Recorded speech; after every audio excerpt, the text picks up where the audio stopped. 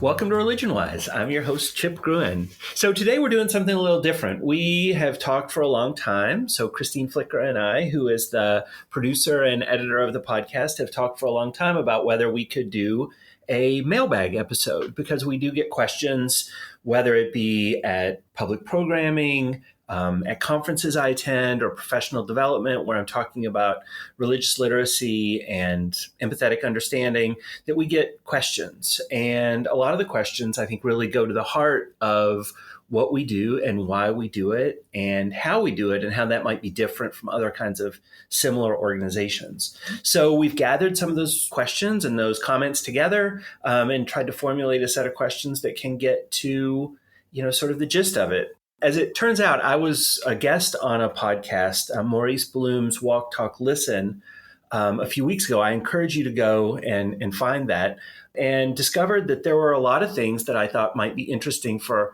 our listeners to hear, but maybe weren't exactly in the wheelhouse of Religion Wise. So this incorporates maybe a little bit of that material as well. So though Christine likes to stay behind the microphone, I have coerced her into being co-host for this episode and to fire off the questions. So Christine, it's great to have you here. Thanks, Chip. I'm glad to be here. So with all that being said, let's just jump right to it. All right. So the Institute emphasizes what you describe as religious literacy and reasoned analysis of religion and public discourse. Can you explain what this means and why it's important? How does religious literacy differ from interfaith dialogue? And what does this mean for how you design the programming? So I think the important thing to emphasize first is that in the public conversation about religion, it is dominated by this thing that we call interfaith dialogue. And one of the principal ideas or the foundations of interfaith dialogue is that I, as a religious person, talk to you as a religious person, and we figure out what we have in common, right? We figure out maybe projects that we can work on together, but it all ends up being foundationally starting from the place of your own religious identity. And so I've been thinking about this a little bit lately of examples of how this can potentially be a problem. So one example is I remember teaching a class on the historical Jesus years ago, and I had a Buddhist monk in the class. And we would talk about the teachings of Jesus as they appeared, in the gospel materials. And he said, "Oh, yes, my master always used to say that Jesus was really close to enlightenment." And so it's an interesting, dynamic. On the one hand, he is coming and learning about this material, but on the other hand, he is not shelving his own sort of religious identity. And so he's organizing the world in his own worldview, right? Though it's sort of onboarding a different set of material. Another example of this is when I teach a New Testament class. Like, one of the things we have to do is talk about Jewish foundations. And if you're a Christian student in the class and you understand Judaism from Christianity's perspective rather than from its own perspective, you're going to go wrong, right? There's something that is not that full empathetic understanding, but is starting from a place that is, already informed with a different worldview. And so what we really try to do is say, all right, let's bracket if we can. And that's not an easy thing to do, right? But bracket your own identity, bracket what you think about the world, and really be as open to other ways of imagining the world than your own. I think about this. When I first was director of the Institute, we had one of our local theater professors came on and was talking about acting in a program that we did that was sort of tangentially related to the work of the Institute, Holly Kate. And she talked about the care and, responsibility of inhabiting a character and really trying to get in. And it was really kind of influential on me about thinking about how similar, that is a practice of trying to be empathetic, trying to get into the skin of somebody else. Now we know, right? You can't ever really get away from who you are, but you got to try, right? You got to try, and you got to try to understand people who are not yourself in this world. Otherwise, it's a tremendously dull world. Yeah, I think we always talk about if even for a moment you can picture yourself in the shoes of someone else's worldview and their existence, that it's just for that moment so important. And I think one of the things, and I'm really excited actually that we're going to have for one of our events this year is the Wallenberg tribute that happens every November. And if you're interested in attending that event, reach out to us and we can get you information. But it's somebody who does religion and the alt-right. And he has no sympathy for these people, but understands that if you want to, be able to deal with and counter, right, these abhorrent ideas, that you have to sort of be able to empathize with people who you might not want to have conversations with in normal, right, in just the normal passage of things that might not be part of your world. And that, I think, is one of the other pitfalls of that interfaith ideas, that you get people together who want to talk to one another. Well, there are a lot of religious ideas and religious communities and people who think that they're right and are not interested in sharing with anybody else. So are they just not part of the conversation? Right. So I think that it opens up a whole nother set of religious communities when you can sort of say, I, as a human, want to understand any number of different groups, who might not participate in public discourse otherwise. Your background as a scholar of ancient Christianity and your emphasis on studying religion from an outsider stance in the context of free inquiry suggests a particular methodological approach. How do you balance the study of religion with the experiences that people who practice the traditions, both those that are the subject of our programming and those that might be in the audience? Yeah, one of the things that I think informs my work and is sort of disappointing to me is I really love the discipline I'm in, the religious studies discipline. And there's a certain sub-community in that religious studies world that, one of the monikers is, neither critics nor caretakers, right? It's not our job to support religion and talk about how religion is this great thing and this positive force in the world. And on the other hand, it's not our job to run it down and say, oh, more people have been killed in the name of religion than any other cultural force, right? Like, we're here to call balls and strikes. We're here to understand this thing as a human phenomenon. And it's disappointing to me how much that is not a part of the public conversation. I mean, that happens in religious studies classrooms in higher education all across the country, all around the world. It's not every religious studies classroom, but it's a big part of it. And I've really started to be interested, particularly with the Institute, of taking some of those lessons and making them less niche, less abstract, and showing their practical value. Right. So we do professional development for school teachers, right? For example, there are lots of opportunities to do professional development for medical professionals or legal professionals or first responders, people who need to understand religion, not in a kind of interfaith dialogue kind of way, but hey, I'm encountering religious individuals and communities in my work. How can a more nuanced, more empathetic, more literate view of religious difference help me do my job better? And so that really informs our programming, that informs, how we do what we do. And it is the case. If you listen to me long enough, I will drop ancient references on you. It is the case that that's what I studied, right? That religion in the Roman Empire was sort of the focus of my PhD work, although in a religious studies more broad methodological framework. But, the past, as it is said, is a foreign country, right? Like that there is an act of sort of creative empathy because of the distance of 2,000 years. That you have to develop. And I always say to my students, if a method is a good method, it can transcend time, right? And it can transcend into different communities. And so I've taken, what does it mean to try to understand ancient Christian Gnostics or, Marcionites or whatever that I'm interested in my own work? How can we translate that into thinking about our own local communities? And, that ends up, fueling the kinds of questions we ask and really augments that critical distance, that scholarly distance that I think is sometimes lacking in the public conversation.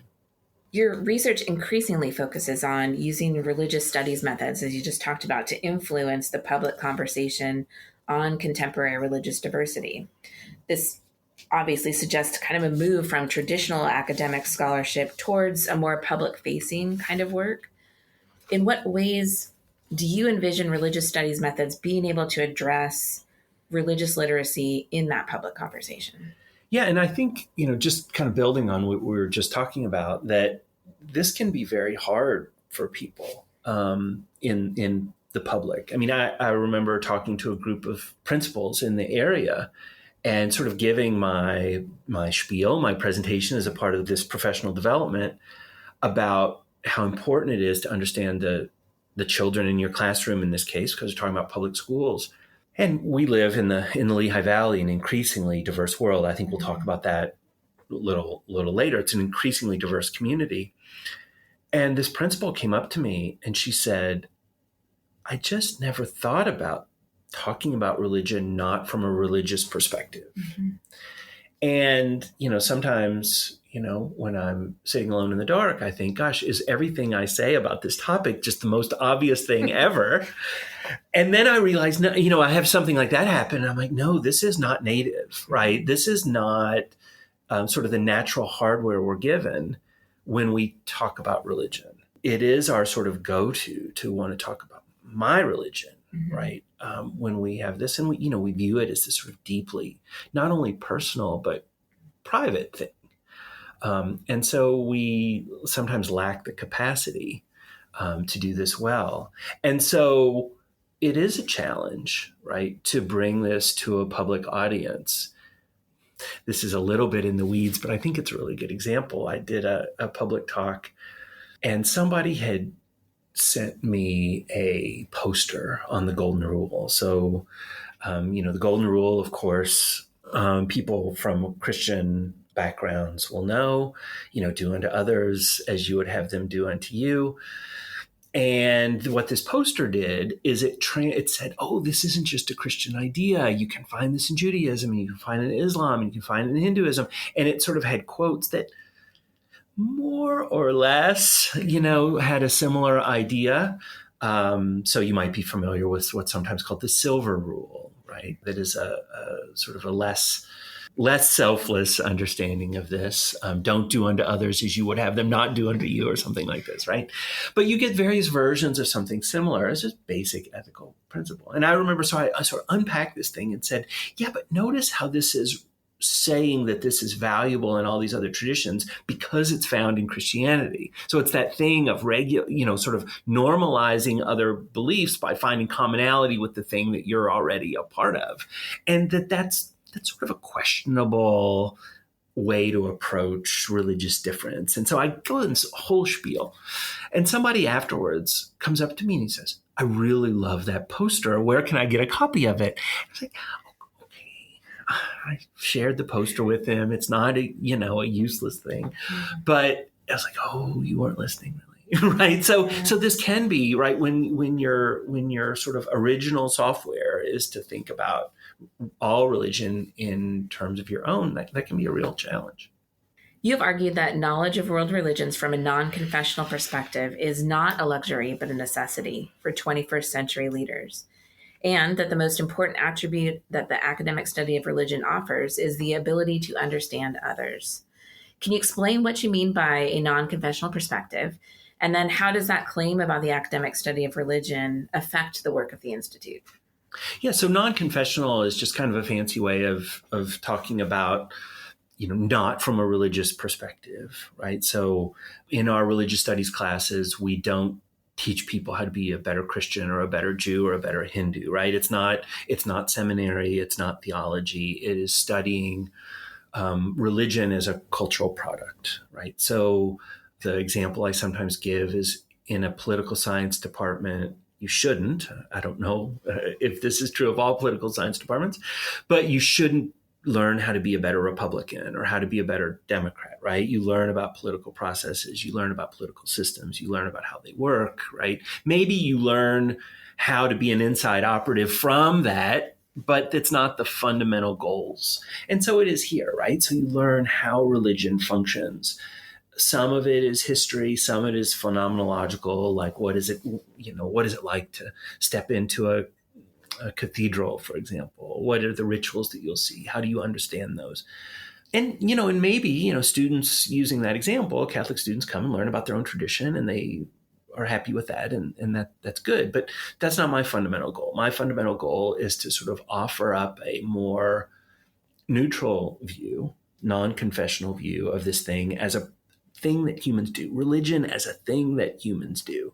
And, my take on this, I'm biased, of course, but I really think that we should be one of the most popular majors on campus, because no matter what you do, you have to deal with people, right? Or you get to deal with people. I can be more positive. You get to deal with people. So, if you're in pre-med, like what a great second major, right? To major, and we have students who do this, but how you understand what it is to be human, how you understand what the relationship is, the body is to the self, what you think death means, what you think birth means, what is life, all of those questions that are dealt with from religious perspectives are front and center in the doctor's office a lot.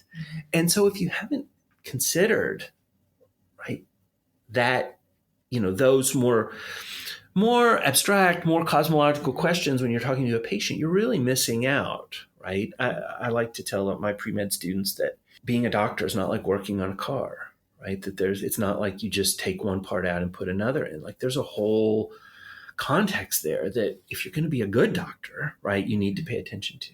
And I think that you could run down the gamut of professions. I mean, from, business, if you do, not only international business, but just, business generally, that you're going to deal with people who fundamentally view the world differently from the way that you do. And even if you don't know all the ins and outs of that worldview that you're encountering, that it is a different worldview would make you so much better at what you're doing. Or like I said, law, we do a lot with school teachers, right? That, that the religious diversity in your classroom, how they think about the world and what their family background is, and how that affects the way that they think, again, of all of these things, what it means to live a good life. What is the purpose of education? So many of those things are inflected by religion. So, yeah, so I think that's why I say it's not a luxury, but a necessity. If you're going to deal in our smaller and smaller world with lots of different kinds of people, like this is a leg up for you. Part of the Institute's mission emphasizes learning how to examine, analyze, and publicly discuss religious traditions productively and without judgment. And you've written about the need for a dispassionate third-party perspective when viewing religious phenomena. Understanding and analyzing while withholding judgment seems central to academic religious studies, but as we've discussed, it can be really challenging for public audiences. How do you help community members develop these analytical skills when discussing traditions that may conflict with what they hold as deep beliefs? So I want to answer this by getting a little more specific about the kinds of programming we do. So if you're a religion-wise listener, you can see that we really run the gamut around different types of not only religious practice, but also ways in which religion affects public life in a million different ways. Like we really want to be all encompassing. And if you're not a religion-wise listener regularly, go back and listen to our back catalog. But one of the other events that we do is called Worldviews. And Worldviews happens live on campus, although you can stream that as well. Go to religionculture.com and you can find the links for the live streaming, get on our mailing list and all of that. But that is different. It invites people from religious communities to talk about their own worldviews, their belief and practice, how their community interacts with and is a part of the local area or the region. And, Christine, we have these conversations all the time because on the one hand, they are a really interesting primary source for our constituency, right? To hear for example, we had someone who was a certifying rabbi for kosher regulations on a couple of years ago. And to hear him talk about kashrut, right, and to talk about the how of that and some of the why, it just gives you a totally different, right, perspective. But like I say, we are really interested in casting a very wide net. And so we will have people from Jewish communities, Christian communities, Hindu communities, Muslim communities, and then also, pagan communities or humanists. We had a humanist on before, or, we really try to spread that net out so that if it is something that you might encounter within our own landscape, you will encounter it in worldviews. And you can imagine, that might ruffle people's feathers. We have a great supporter of the Institute who comes up to me sometimes and she'll say, well, this one was a hard one for me. And it's like, yeah, that's right? That's right. Because if we're only ever surrounded by things that we, are very comfortable with, we're not growing, we're not learning, we're not sort of stretching those muscles as to how to encounter difference. And we push that envelope. We had a Aurelian on last year on worldviews, which is one of the UFO religions really interested in alien discourses. And, we got a comment online. Somebody had responded and said, why do I need to pay attention to this charlatan religious practice, right? And, clearly not the words I would use. I think we need to respect, particularly our guests, but people in our world generally. It's like, yeah, but look at the opportunity for methodological sophistication here, right? Like, how can you practice taking something seriously and learning about it and understanding it when you have no regard for it, right? So shelve that judgment, shelve that no regard in order to strengthen those muscles, because you can learn lessons. Maybe you'll never come into contact with Aurelian again in your life. But if you're strengthening those muscles about how to deal with difference, then I don't know, you grew up in a Baptist house, you go to a Catholic wedding. Like, you have the tools then to understand and to unpack and to and to really appreciate something that is different from what you might be used to. Another thing that we have dealt with, and we've talked about this in our Worldviews program as well, is that there are different ways of talking about religion, obviously, so that our Worldviews guests come as insiders, right, and talk about their deeply held beliefs, right, talk about their own communities. And I, as a scholar, some of my colleagues in the audience as scholars, some of my students certainly will be doing this dispassionate perspective, trying to understand and trying to analyze. And not every guest who comes to talk about their worldview is particularly interested in that. So we've thought about doing a talkback session that is separate. Like I say, we try to be very respectful and empathetic to our guests, but I always like to have my students talk afterwards. Like, what did you notice? What met your expectations? What didn't meet your expectations? And so there's a little bit of a bifurcation there between what happens in the session and what might be the debriefing that happens after. So to go back for just to give an example of this, talking about the kosher regulations, like, one of the things that you notice if you're thinking sociologically about religious systems or religious practice is that kosher regulations just sociologically separate people who follow kosher from not. Even something as simple as our dining hall on campus, which has great kosher offerings, but because of some of these regulations, they are served on paper rather than on ceramic. And so there's something that is an immediate tell that you're eating the kosher food. And it's like, that's fine. Nobody's judging anybody about that. It's a perfectly great thing. The food is good. I eat at the nashery myself. But it is a visible recognition of a particular kind of practice, and that serves certain sociological goals, whether they're intended or not. Well, that might be a weird thing to talk about, right, with this person who does the certification, because I think he would not imagine or want to imagine these regulations as something that separates people, right? He would want to see it more as something that binds the community together. So, there is sensitivity here. So listening to you, it is clear that emphasizing difference rather than just focusing on similarity is a key method for getting at the religious literacy and empathetic understanding. Do you ever receive pushback on this idea that calling out difference is creating division? What we should be doing is bringing individuals and communities together? I think this is a great question. Actually, it's one that was asked of me at a conference on thinking about religious diversity in public education. We were doing a program there, and I'm sensitive to it. Right, in a world that is so polarized and there's so much animosity, right? Even politically, much less racially or religiously or culturally, right? There's lots of suspicion that emphasizing similarity, knee-jerk reaction seems like the thing that makes most sense, right? Can't we all just get along? Can't we all agree, right, on X or on Y? And I think that I don't blame anybody for feeling that way. I think it is, again, a good sort of first step. But if you take that you think about the consequences of that, I think it's in the long term more dangerous and more divisive than confronting difference from the get-go.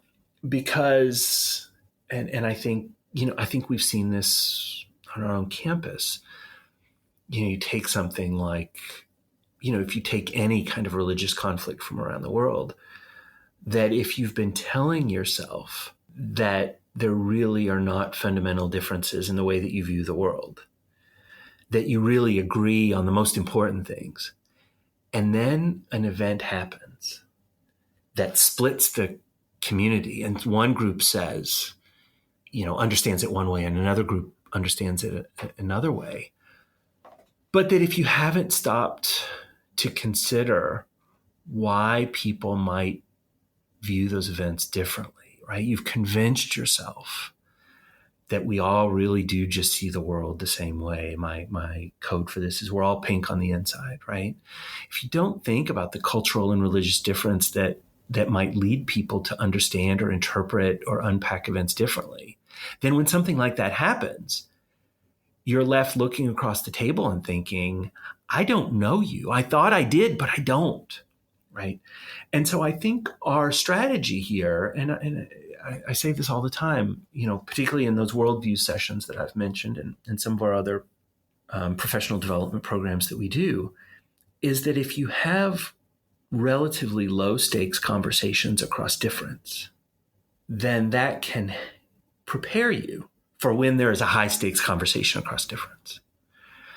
So one of my favorite programs that we did is we had some members of the local Muslim community reached out about World Hijab Day that happens in February.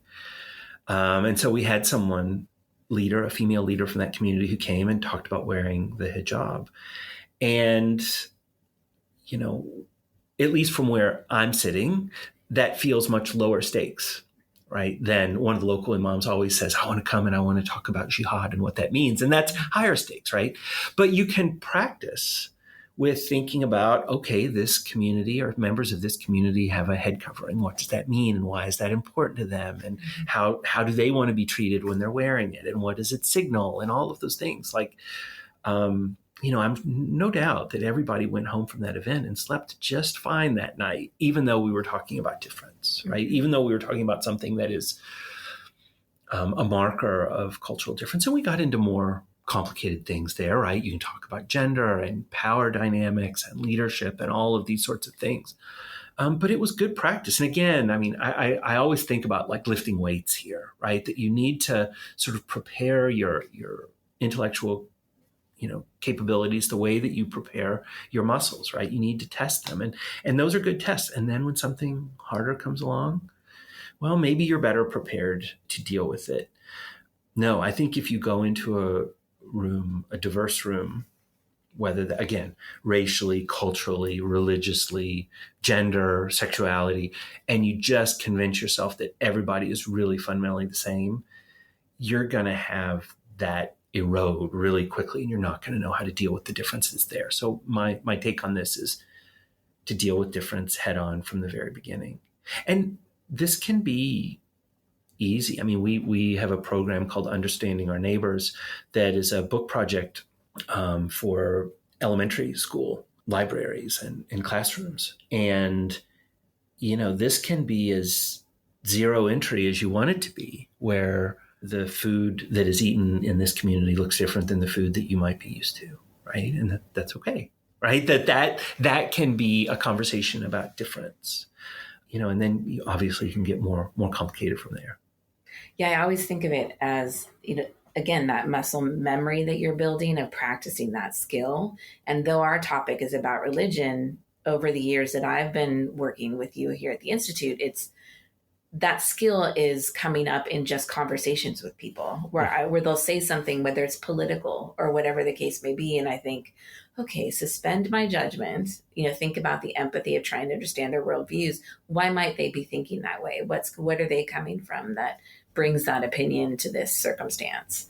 And you're right. The more that you do that with low impact, low risk, we talk about that as we bring up our children, in this low risk, low consequence environment, what can you learn about interacting with other people that you could then take to the more difficult situations? I mean, think about, I've been thinking more and more about how these muscles are good for other things other than understanding religious diversity. And again, our political, situation right now is just really, really awful, right? And think about watching, nobody watches the evening news anymore, but right, think about watching a film clip of people just absolutely in one another's faces yelling at one another. That's what we don't want, right? Right. And so, when next time you see that, think about, all right, what could some empathy for somebody who's very different from you? It doesn't mean you agree with them. It doesn't mean that you think their ideas bear equal weight to yours even, or that they're legitimate, right? But just sort of thinking about why, given who they are and their worldview and where they're coming from, maybe how they grew up or what their community looks like, just for 30 seconds, how can that help you interact with them better, more fruitfully, not only for your own good and your own sanity, but for theirs? Mm-hmm. But it's tough, right? It's tough, particularly as the conversations are more heated and closer to the bone, right? You don't want to give your opponent that much grace, right? Or that much legitimacy. But I would argue that that's only imagining them as humans, right? Who operate. And humans are capable of bad things, right? This should be a surprise to no one. Right. Humans are capable of believing bad things, of acting badly, of being intolerant. So we're trying to provide a set of tools that allows us to think about that difference. Or perfectly fine people, the Methodists next door, you can understand them too, right? Like that there's, that this is just a way of understanding humanity. As we think about, and what we've been talking about a lot has been sort of our local community here in the Lehigh Valley, but the Institute also seeks to address global religious diversity. How do you balance the needs of the local community with this broader perspective? Do you find that local audiences are more receptive to certain types of religious diversity than others? And how does this influence the programming decisions? I think we're in a really good place to do the work that we're doing. So, we've mentioned the Lehigh Valley, sort of mid-Atlantic. We're about an hour north of Philly, an hour and a half west of New York City. And this area, I've been in this area for about 20 years now. And even in the time that I've been here, it's gotten, the Sikh community, actually, I was going to say it's gotten more and more diverse, right? I think we're recognizing the diversity more and more. Like the Sikh community has been here way longer, right? Since the 80s. The local Syrian community that is some Christian and some Muslim has been here. The local Syrian Christian community has been here 100 years. It's very old. So it's not just a matter of chronology, but, of this area getting more diverse over time. But I think demographically it is shifting a little bit, right? Even though these communities have been here a while, so that there is more immigration to the Lehigh Valley. We have some industries that attract people from particular kinds of communities, or that because they're old communities, these seem like safe or welcoming things for new immigrant families to come here so that they grow. So I think that the local and the global collapse a little bit when you can find Islamic communities, Hindu communities, Sikh communities, Jain communities, every variety of Christianity and Judaism that you can think of, pagan communities. Like a lot of the religious diversity that is global is here as well. Now, obviously, it's inflected differently, right? That it sort of manifests itself differently in a 21st century moderately urban environment than it would in South Asia or in the Middle East or wherever those religious systems or the religious communities originated. So I don't think we're having to make that distinction as much, as if we were in a more homogeneous area. And for us, it's really great too, because we have local informants, right? We have people, we have local communities that we can tap. So one of the great joys of my position is being able to make relationships with the Hindu Temple Society or the Islamic Education Center of Pennsylvania or the local Church of Jesus Christ of Latter-day Saints. We've got a great informant from that community. There's a Lehigh Valley Pagan Pride organization, making connections with them.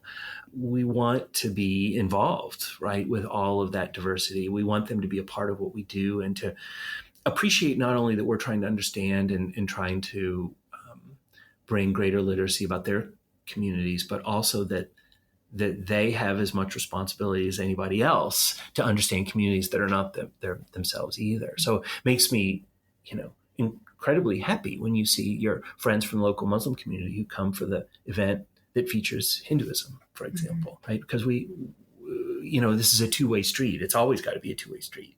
One of the old, I think that this is ascribed to St. Francis, but I love it. So I'll give it to St. Francis again. Who knows where it originally came from, but it's understand before seeking to be understood. And I think if we all did that, right, if we all sort of, rather than wanting to tell our story, and maybe that's why it's taken 4 years for me to want to talk about on the podcast, like what the methodological, right, underpinnings are. We want to share other people's perspectives and stories first. But if we seek to understand others before we tell everybody, right, or want to share our own stories, then, we're halfway home then. You have argued that contemporary discourse too quickly dismisses religious motivations as, quote unquote, really being about politics, power, or class, refusing to take religious aspects seriously. Yet you also note that religion is something we are encouraged not to discuss. What's your assessment of the state of religion in public discourse? I get frustrated a little bit when you have a world event or something in the news or interaction with the community that on the surface looks religious, right? And some other fields in academia will look at that and say, oh, well, religion is just a thin veil for power or class or politics or other things. And so what you really need to do is you need to understand the politics. You need to understand the sociology. You need to understand, right, the history of the region, whatever, trying to regularize religion underneath another kind of way of knowing. Now, I'm here to tell you, history and sociology and politics and political science and, some of the discourses on power that we have, all great, super useful, absolutely go study all that stuff. But don't do it at the expense of the motivations of what the people say themselves, right? If I say, I'm doing this as a religious individual, maybe you need to understand their religion and their religious community.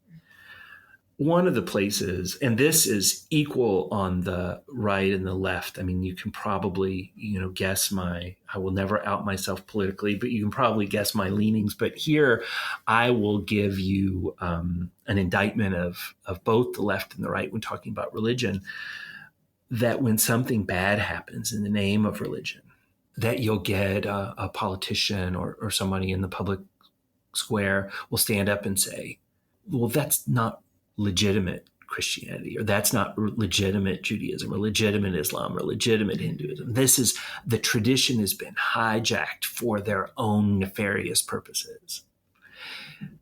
I'm not in the business of talking about what is real, authentic tradition and what is not. I can talk about if I were of X tradition, that is not the way that I would want to interpret and understand it. Mm-hmm. So much of what we do is sticky or difficult, right? But you get somebody who bombs an abortion clinic or something like that. Horrible, heinous, right? Really awful.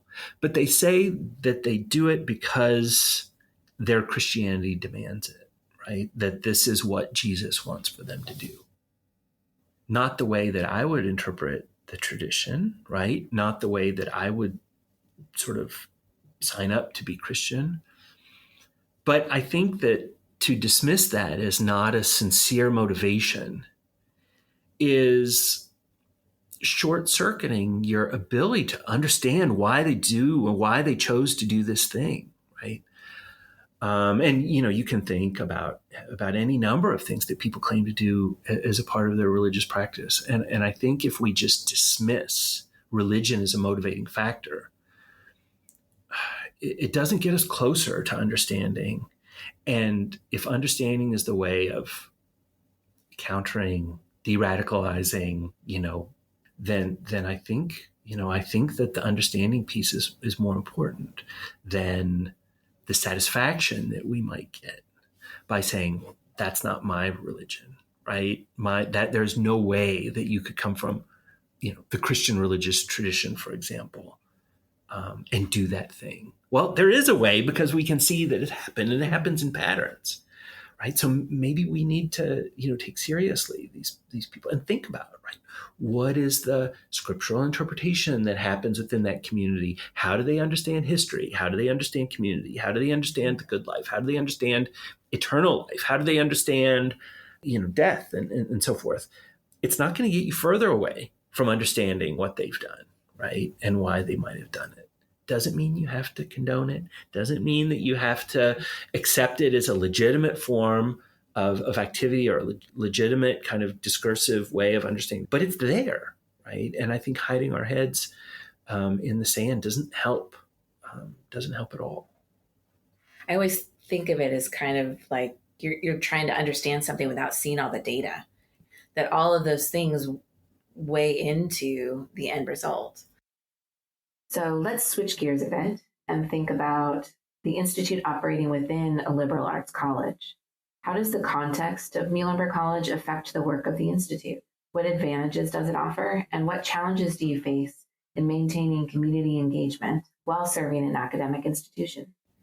Yeah, it's, I've always said that being in a liberal arts environment, being in a small college like Muhlenberg is great for what I do.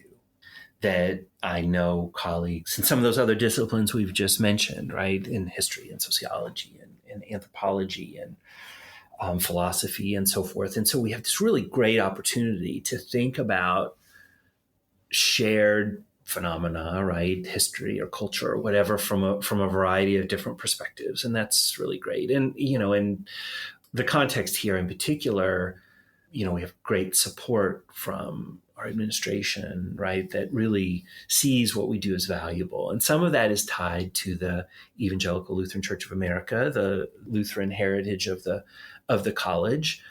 So we celebrate, for example, Raoul Wallenberg, mentioned the Wallenberg event earlier, courageous moral action on behalf of others, right? That the idea is that on behalf of others has roots, right, in the tradition in some places.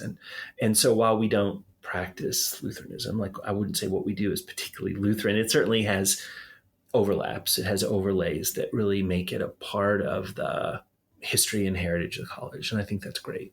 The challenges, we could talk about the challenges facing higher education generally right now. And those are stiff, right? Those are very stiff. I think one of the challenges is because of the financial commitment that is higher education. Parents, for reasons I don't blame them for, are really interested in what the business community, it used to only be the business community would call ROI. Now it's everybody talks about ROI, return on investment. Mm-hmm. What skills are you going to get from that major, that education, that class that justify you spending the time and money to do it? Mm-hmm. And so those skills are very often, dual column accounting or computer programming or, whatever statistics, right? Those things are really easily quantifiable as skills that might be useful in the workplace, although I think even that is starting to be challenged a little bit with the rise of AI and computer technology generally, depending on the field that you're looking at. Humanities disciplines like ours have long we've had always bad language in talking about the soft skills or the transferable skills, being able to think critically or write cogently or whatever, right? Yeah, we'll take that, right? We teach all that. That's good. What I would really like people to recognize, though, is what we talked about earlier. Like, understanding humans is important to living in the world. And I think we do that, right? And I think that's our challenge, is it's hard to get people to see and take seriously that, right? I think the other thing we joke about is if you declared your major when you were 70 years old, religion studies would be the biggest major on campus, right? Because people start to think about, those big questions, right? Questions of meaning and value. I mean, not that 20-year-olds never think about them, but the proportion of your thinking gets bigger and bigger as you move on in your life. And so, convincing a 20-year-old that, this is not only useful, but this is part of the good life, is thinking about these big questions and learning how to operate and understand your own world, is deeply meaningful in itself and will help you navigate our world better. And that's our challenge, is to be promoters of what we do as not just this fun thing on the side or this thing that some people are interested in, but something that is essential, right, for navigating the world as best as you can. Okay. So the question that you like to ask all of our religion-wise guests, I will now ask you. What have we not talked about? What would be something that you would want to make sure to talk about before we end today? I think I would answer this question. You asked me on 10 different days, I would probably have 10 different answers. But one of the things that, here we are sitting in August, we're getting ready to get the end of the month, go back and I will meet a new group of students that I'm teaching. And the thing that I think on the first day of class that I emphasize more and more and more and more is engagement. It is really easy to operate in autopilot through this world we live in. It is really easy to scroll through one's phone, right? Let AI do the heavy lifting for you, to check out of what's really important in our world. Don't do that, right? That is not what it means to be human. We are inquisitive by nature. As Clifford Geertz, the anthropologist, says, we are meaning-seeking animals. And I think to neglect that aspect of who we are and what it means to be human will not only lead to a more impoverished life, spiritually, mentally, emotionally, but also a less successful one. And so choose to engage. And here I'll give the pitch for what we do. Be engaged with us, right? Unfortunately, our listenership is highly dependent on if people like or subscribe or comment on episodes. But if you think what you've heard is useful on Religion Wise, do all of those things so that you can help somebody else. The algorithms to find other people, right? We can use these tools. We can use the sort of strangely dystopian electronic world we live in to talk about the meaning and value and the things that are so important that help us connect with other people. If you're really super interested, come to Muhlenberg College and some Tuesday evenings during the academic year and come to a worldview session, or reach out to us for an invitation to the Wallenberg lecture. You may quibble with how we do things, right? And you may have disagreements with our methods and how we operate. And I'm totally fine with that. That's great. I'd love to have that conversation. But we really, for no ulterior motives, try to address these problems that are so pressing. And we need conversation partners. We need people to help us on that journey. So be engaged with us. And if you're a part of a religious community that you feel has not been adequately represented in our programming, reach out to us. We are happy to take suggestions. Or if you're a lawyer or a doctor or a teacher or a EMT or, a business person, who likes to think about the intersections of your field and religion, that's a great Religion Wise episode.